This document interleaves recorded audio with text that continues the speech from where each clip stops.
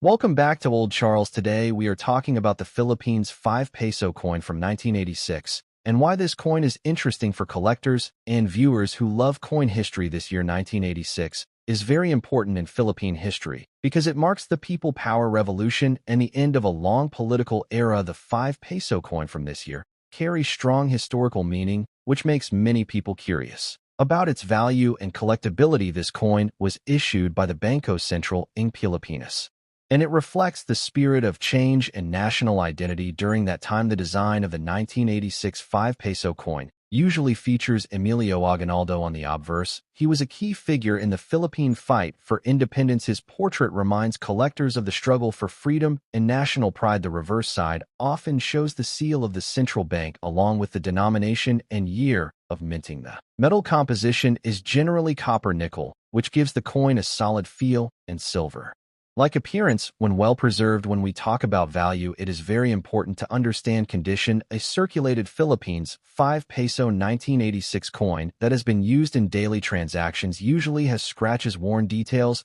and dull surfaces. These coins are very common, and their value is often close to face value or only slightly higher, depending on local demand and interest among beginners collectors. Many circulated examples can still be found easily in the Philippines and even in mixed foreign coin lots. Uncirculated or well-preserved coins are a different story. If the coin has sharp details, original shine, and minimal marks, it can be more desirable to collectors, especially those focusing on historical years like 1986. Uncirculated examples may sell for a higher price compared to circulated ones, but they are still not considered extremely rare. The value increase mostly comes from condition rather than rarity. There are also factors like mint errors, which can significantly increase value. If a 1986 5 peso coin shows off-center strikes, double dies, or unusual metal flaws, collectors may be willing to pay much more for such pieces. Error coins are always popular because they are unique and harder to find. However, genuine errors should always be carefully examined to avoid fake or damaged coins being mistaken for errors. Market demand